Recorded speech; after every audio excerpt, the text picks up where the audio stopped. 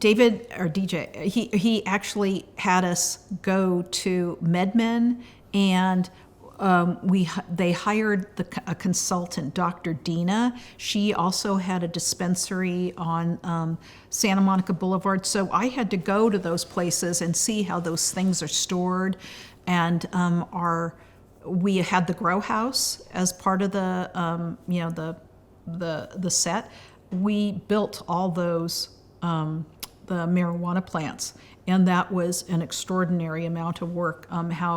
How much effort it took to build them, to make them look the way they did, because we had like seedlings or little tiny plants to full on the tree, and almost all those leaves at some point were touched by a painter to give them different colors, because the only marijuana leaf we could find was super simple, and most people, the amount of money we just spent on the plants, it's like half a budget, half the amount that a normal pilot costs for my department. So when you say you had to build the plants, what did you build them out of? They had to, source the pots, get the stem to go in there.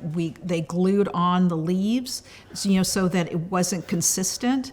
And then the painters had to come in, and some would brown, some they'd have little it was having some kind of too much water problem. The yellow, there was a whole thing.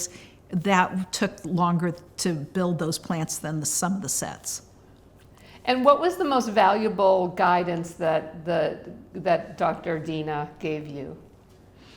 Just telling me what are the different products and how they merchandise them, because a lot of them they have to be under glass, and it's not like you can do a whole bunch of things on slat board.